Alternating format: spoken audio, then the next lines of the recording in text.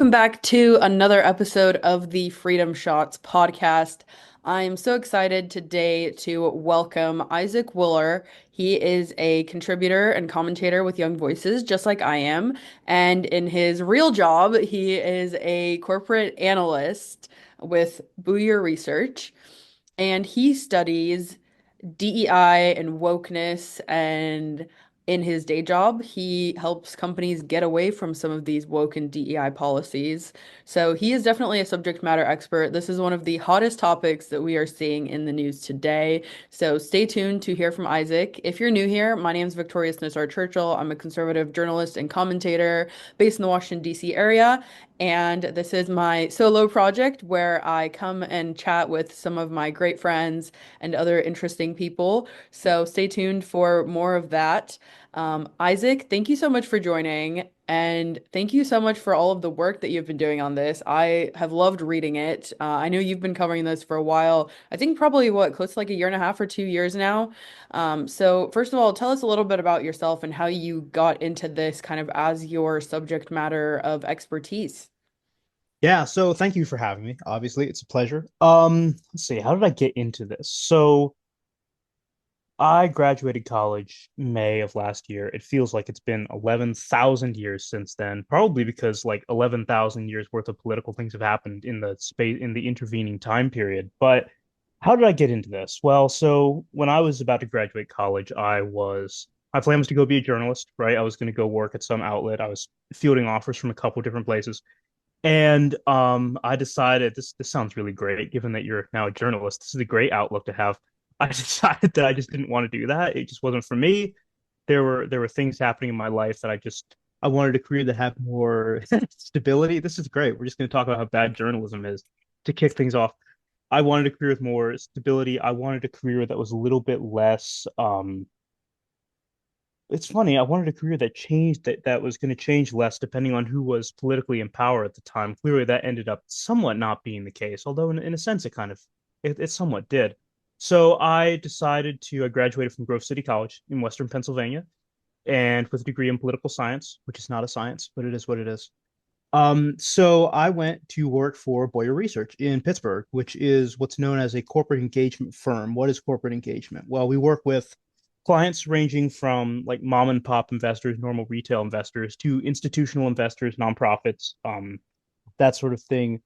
We work with these clients who are shareholders of major American companies to help them do a couple of things, right? So we help them talk to corporate executives, talk to investor relations at publicly traded companies to talk about and get concessions on walkbacks of biased corporate policies, right? Partisan aspects of corporate policy and practice. That's the majority of what we do. We also handle proxy voting, which is a very niche financial thing, which we could talk about if you'd like, but it's a little bit more in the weeds in terms of actually technically how investors' shares are stewarded in the context of a lot of resolutions about environmental, social, and corporate governance issues, which is where the term ESG comes from. We deal with that. And then on top of that, I also write about ESG, write about DEI in the media, which has been, as of late, a very, very, as you said, a very, very hot topic. And I really, maybe this is a place to start.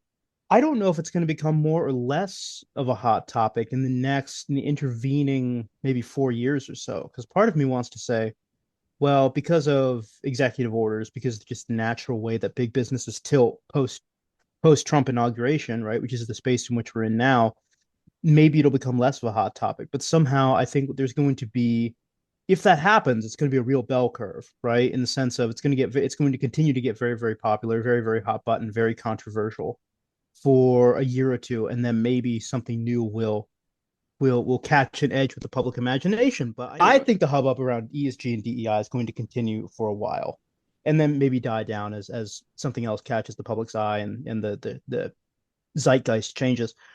But I don't know when it comes to because there is something to be said about when a new presidential administration comes in, and especially an administration that campaigned very heavily on certain issues.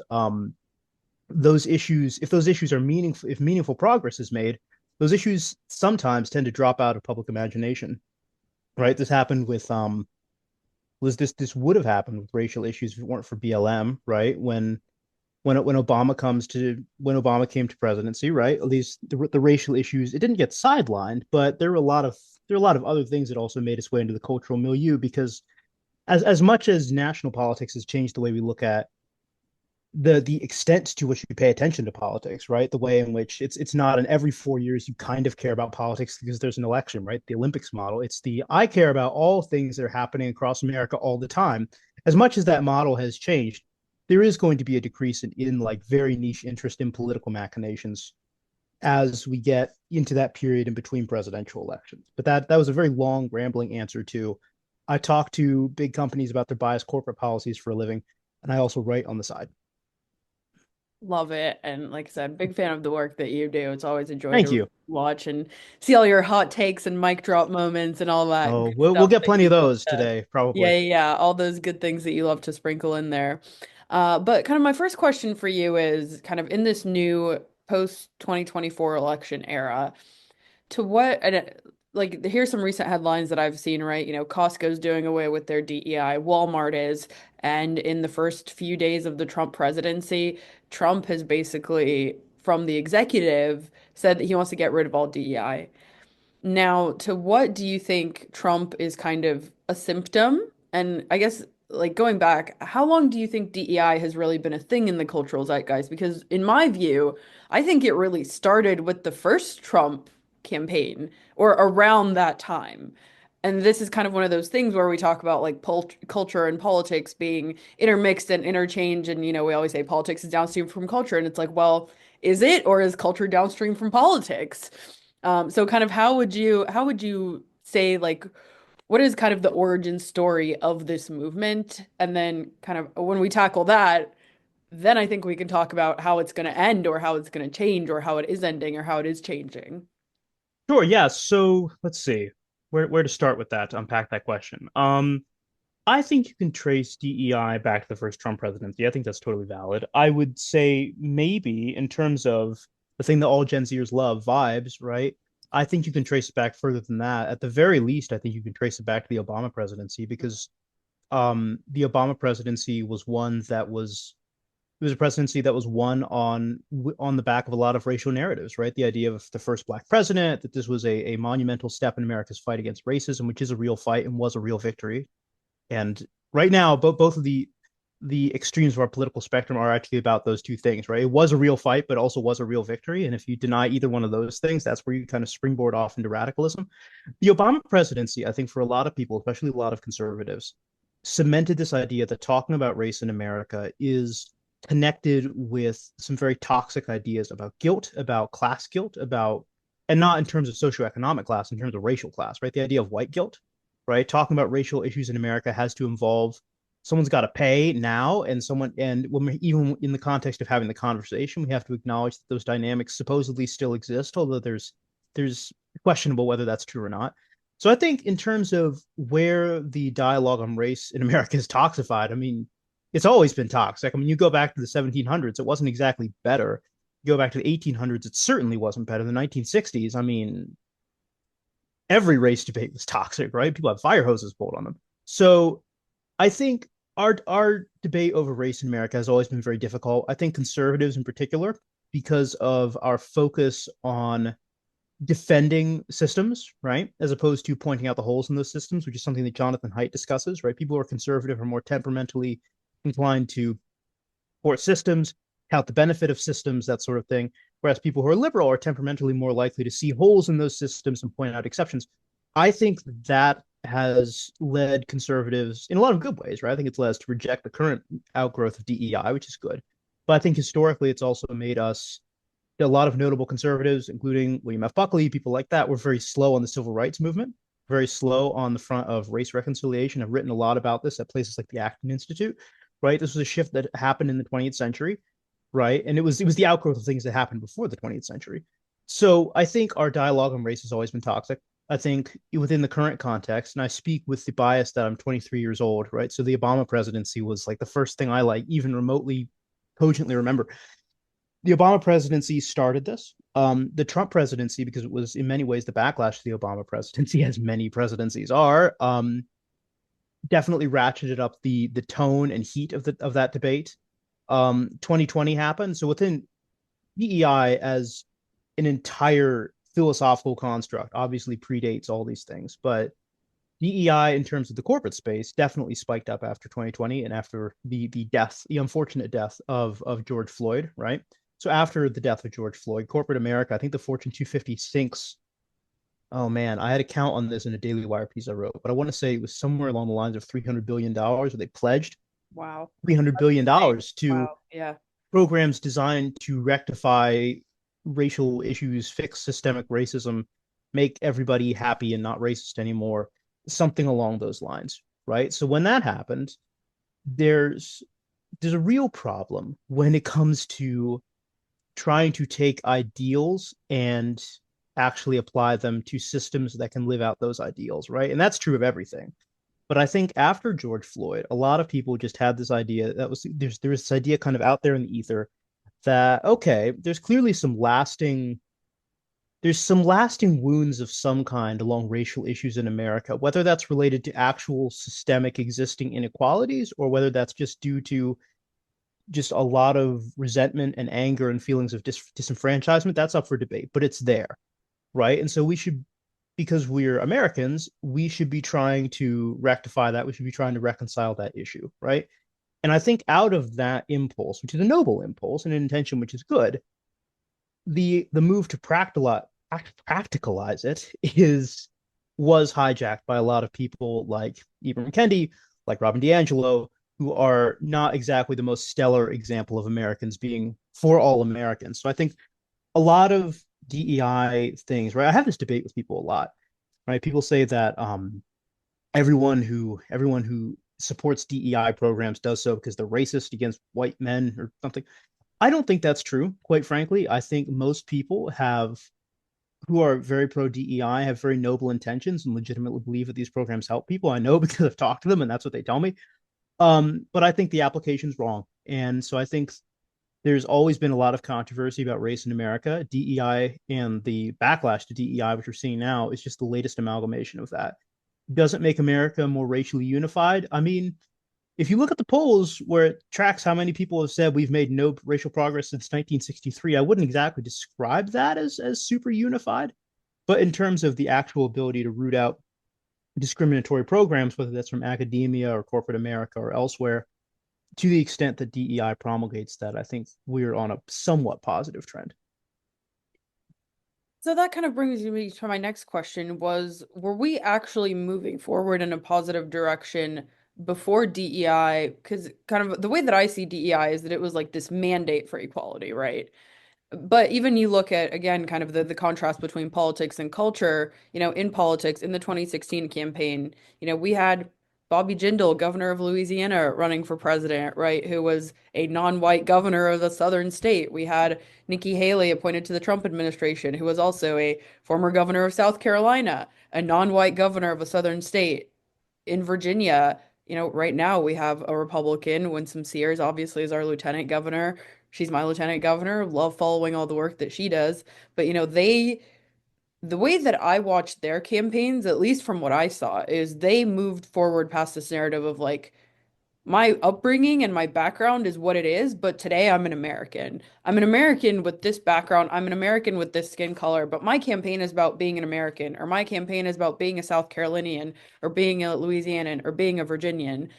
And it seems like, with people like Tim Scott, I think there was a headline a few days ago that was like, he's the longest serving black senator now. And it's like, well, he is, but that's not the narrative that he spins. He says, well, I'm a product of this system and this system helped me get to where I am. These are the inequalities that I see in it, and I'm using my lived experiences to make that better and to, make change about that. But they don't like, at least the way that I view it is they don't use that as kind of a victimization. They use that as a justification for their work versus from the left, they say, well, because my life sucked so much, it's like, well, if your life really sucked that much, like it seems like I mean, really, if you go past it, like whatever you achieved, you shouldn't have achieved if these systems are what they are. And because of the fact that you did achieve, I don't really know where I'm Yeah. going with this. No, I I, might, I I I kind might of tailor generally know that what a you're little saying. bit, So I think but there's an application to this whole question in was it yesterday? I think I want to say it was Karine Jean-Pierre talking about her outgoing press secretary for Biden, obviously, discussing her experience as press secretary and how she thought it was harder because she was black and I believe she's queer as well. At least that's what I got from the Vanity Fair article. And she says a couple of things that I think are kind of interesting, right? She's like, well, my job is more difficult because I'm the first black press secretary and the first queer press secretary. And I'm like, okay, um, is that true? Quite possibly. Yeah. I mean, I can believe that, right? I can believe because, I mean, as many strides as America has made against racism, right? And against general xenophobia, and we have, right? And that is a good thing, despite what some would tell you. I can believe that in some cases that still does set up a wall for some people, right? I don't mean all, I don't even mean most. I mean that there is there are some people for whom that will just automatically discount KJP because she's black. Hmm. And the reason you should discount KGP has nothing to do with the fact that she's black. It has to do with a lot of other things that have nothing to do with her race and everything to do with her general ability to be press secretary. So, but she says, I felt like the job was heavier because I felt, oh, what was the quote? I was tweeting about it yesterday about how it's mentally unhealthy, but I felt like I had a greater obligation to those groups from which I come, and that made my job harder. So this is just a really bad, very mentally unhealthy outlook on life, right? This idea that you, if you're a person of color or you're some kind of, or you have some kind of minority status, that your life is not your life, but must also be a protagonist journey for the status of whatever victimized or minority class you happen to be a part of. Um, I would just lightly suggest to you that you don't have to think about that all the time. And I would also further suggest that thinking about that all the time is one, soul crushingly heavy, and two, let's be honest, a very easy way personally to make excuses to yourself about why failures come. I'm not saying KGP is doing that, right? Because I'm not sure if she is, although some things she said might indicate that she might be. But the problem with seeing yourself, right? Like I'm not white. For those of you who are listening on audio, and are surprised, go look at the profile picture. It's for as someone who's not white, I hate that phrasing, but there's a reason for it, right? Um, there's a lot of cultural push to view yourself and your accomplishments through the lens of, oh, look what a minority can do in America. I would maintain, and some of that's coming from conservatives too, right? There are plenty of Republicans who have said there are plenty of people who are Republican or right leaning or conservative who work in news media, who work in politics, who are not white, and they get that pressure too. And my position is, no matter who that comes from, that's really bad because one, it it gives you it insulates you from seeing yourself as rising and falling on your merits because you can just say, oh, it's because I'm a minority. Not everyone does that. Let's be very clear, but the mental it gives you the mental leeway to do so, right? And second of all, it creates this idea that your life is there's now this second obligation. You can't just be a good press secretary. And I say just as if KGP was, which he wasn't, but it is what it is. You can't just She be a good herself press views secretary. herself as have done her Right. job Yeah. well. Right. Yes. Right. You can't just be a good black press. You can't just be a good press secretary. Sorry. You must also be a good black person at being a good press secretary, which is supposed to be some kind of proxy for racial progress. And I disagree, to put it nicely. Right. I think that's a really toxifying way to view yourself. And I think it's a really toxifying way to view America too, in the sense of the people that you work with and the obstacles that you run into are profound, are placed there not because life is simply hard and that there are many struggles in it for everybody of all colors, but because they're there specifically because of your membership in this identitarian group. I think that's really bad. So I'm not sure if that answers your question or not, but I think it's worth thinking about. Yeah, so I came across this piece that you wrote on the Pivot Oh by no. YB Substack. Oh, Hey, you okay. sent it to me. Thank No, no, goodness. no. This is something that's new and not like something that was like 3 years ago. That's gonna be like, why'd you say this? Yeah. Okay. No, no, no. This is your most recent piece. You sent it to me. It's fair game. Okay.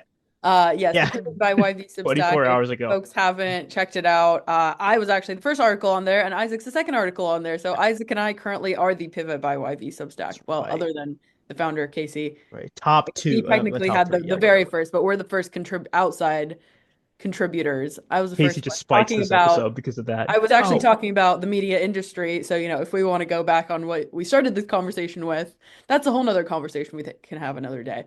sure. But yes, that was what my Substack post was about. And then yours was this very long, deep look at the wokeness, the DEI. The article title that y'all ran with was What Winning the quote Wokeness end quote War actually means, with the subtext of embracing American greatness is not a teleological Teleological question. teleological question, is a teleological question, not just a political one.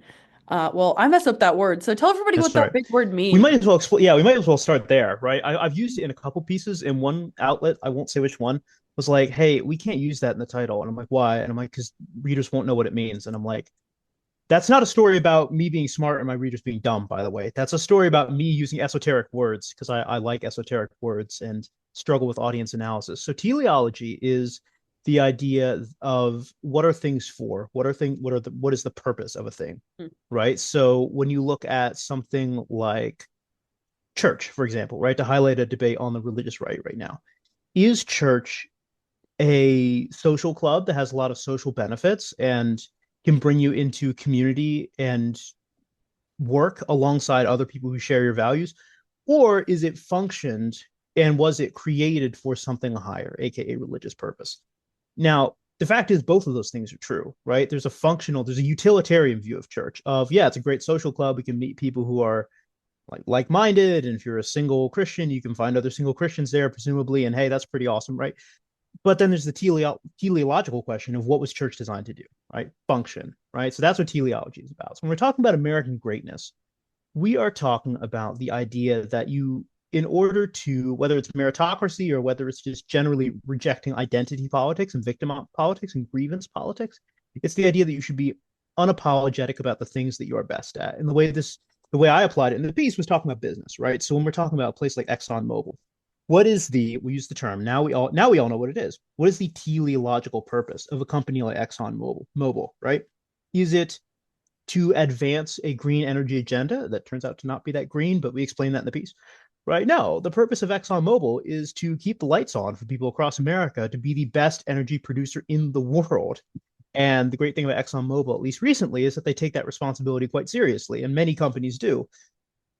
That's why we talk about that's what the idea of fiduciary duty, right? So that's another term that we talk about in the piece. Fiduciary, what does that mean? Well, in the context of business, it means you act in the best interest, of your shareholders, right? As opposed to being led by like activist demands to like talk about systemic racism and stuff. It's like, dude, you make shoes. Come on, let's make some shoes, right? What's your teleological purpose? To make shoes.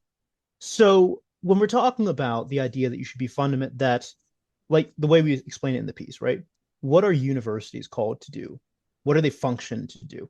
Teach people, advance higher learning, engage in research, right? Engage in careful, nuanced, academic, rigorous research to understand ourselves and the world around us. That's what universities are supposed to be the best at, and they should never apologize for doing the things that make them the best at that, right? So when pro-Palestine protesters talk about Columbia University, right? Well, it should divest from companies that do business with Israel. What does that really mean? What means that the university is going to have a smaller portfolio, less return, right? And they're going to have less budget to actually do that research and education, which means they're going to be less good at doing the thing that they are fundamentally purposed and functioned to do. So that's what I mean when I say teleological. So winning the wokeness wars was an interesting piece for two reasons. So the main reason is it's talking about the idea of culture war, and the reality is, outside of people who like you and I, we're pretty locked in on this culture war business. There's a lot of people, especially even on the right, especially kind of on the not so Trumpy fans side of the right, that are very skeptical about the term culture war. And in some cases, they just view it very negatively. And my opinion on that, at least in the context of what I do, is you right. It's not to quote Lenin because that generally doesn't go down super well, but you may not care about the culture war, but the culture war cares about you, right? And the culture war definitely cares about your kids, and it cares about their education, and it cares about their identity, it cares about their sexuality, unfortunately, right? You can hide. There's a great quote from Lord of the Rings, right? You can box the world, you can box yourself in from the world, but you can never fully box the world out. Hmm. That's the reality of culture war. right? So that's kind of the point that I'm making is that we can talk about semantics, right? We can talk about moments when there are excesses in the name of culture war. Like here's an example, right? In talking about the way we talk about wokeness, right? What does the term wokeness mean? Does the term wokeness actually mean anything significant, right? So here's a parallel, right? And I was thinking about this the other day, and it's a little extreme, but it does prove the point. There are some people who believe that everyone who is gay or lesbian or believes themselves to be transgender is a pedophile. Hmm. Every single one, right? There are some people, right? That is an opinion that exists in the world, right? Every gay person is a groomer, right? That's incorrect, right? By all meaningful metrics, that is incorrect. There's data to indicate that. People who by their lived experience can demonstrate that is not correct. It is untrue that everyone who is gay and lesbian and trans is a pedophile. It is verifiably untrue. Does that mean that the term pedophile has no meaning? No, no one would say that. So just because there are people who overdiagnose things as woke, that doesn't make them correct, right? It doesn't. And we can call their BS all day long, happily, right? But it does mean that the term wokeness is real. It doesn't mean that the term has no meaning. It just means that you've misapplied and misdefined it, right? So that's what we talk about with the piece. That's why we talk about the corporate side, because on the corporate side, I mean, like wokeness is very obvious, right? Like when you say that companies should be covering puberty blockers for children as part of their healthcare plan, right? And there's a very prominent org we can talk about, the Human Rights Campaign, that pushes this sort of thing. That is woke, right? And just because there are some people who go overboard with calling people groomers doesn't mean that there isn't actual wokeness, and that some of that is not profoundly disturbing and unconscionable behavior when it comes to the sexualization of children. So it's a defense of the term, it's a defense of the use of the word wokeness. I know people who I respect very, very much who don't like the term wokeness and won't use it. I totally understand, but I disagree. And the piece explains why. So you talk a little bit about the shareholders versus activists, and it seems to me like this push for DEI, particularly in the corporate space, shareholders, I think, maybe started advocating for it when they saw it impact a bottom line. Do you think that's over? Do you think that, particularly since the Trump election, I think we're about what, like 76, 77 days since he was elected, obviously within the week of his inauguration now, where he can kind of, at least from the government side, actually put these policies into place. Uh, do you think that the Trump election is kind of the result of an overbalance on the corporate side and on the cultural side, saying, hey, actually through our politics, we're going to bring us back to kind of a more equilibrium and a more central space? Yes, I do think that. So when we're looking at the term DEI, or at least the practice of corporate DEI, especially, there's a very important parsing that we have to do, right? There are two methods to do DEI, right? The first is expanding the class of people who are, whether it's recruitment, hiring, promotion, whatever, what have you, right? One is expanding the amount of people who are under consideration for that, which is generally good, right? That is initially, right? A lot of probably initial workplace diversity programs like race blind hiring, race blind admissions practices. Is it true that under a certain categorization that's DEI? Sure, but that's expanding the amount of people who are being considered for the given practice that you're talking about.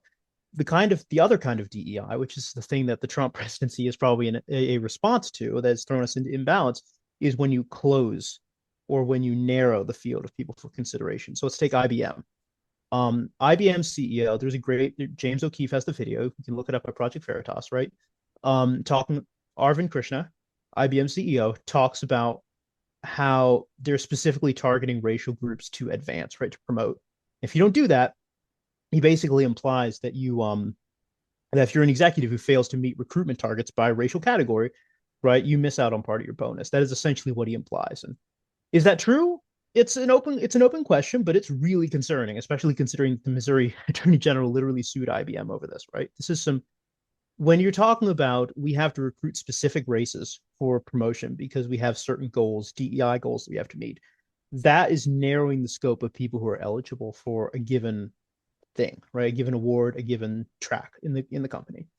That's the bad kind of DEI, right? And that is the kind of thing when people who are pro DEI talk about DEI, I think a lot of them are referring to the former, right? when in reality, much of what we are dealing with in the corporate space is the latter.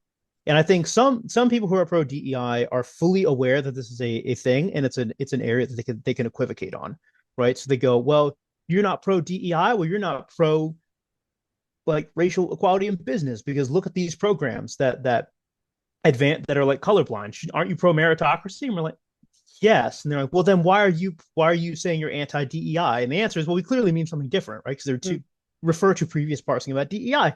So I think yes, Trump is a symptom of that. Trump is things that involve Trump, right? In terms of the American people, are generally symptoms, right? Trump does not exist in and of himself. He can't create cultural trends. He was a response in 2016 to a lot of cultural trends, and the same thing is true now, right? Because we could talk about this more if you wanted to, but in terms of having 4 years of Joe Biden as president was like, yeah, that'll bring Trump back real fast. I mean, if you have 4 years of Trump and everything gets, I generally think it's better for the country, right? Than the alternative would be. Doesn't mean good, but better. Sometimes good. And then that happens, and everyone's like, okay, well, we'll try something else now. And then the something else that comes along is Joseph R. Biden.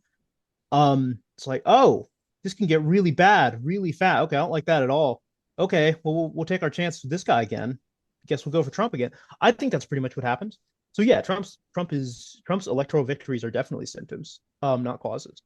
So yeah, I think that we are in that balance right now. There are questions about specific businesses, right? Like you mentioned Costco before. Costco is doubling down on DEI, right? Notably, they're not getting rid of DEI. They're being very open and forthright about it. What does that mean? Well, it's a gamble, right? And I would argue, and I said as much in a piece of the Daily Wire, right?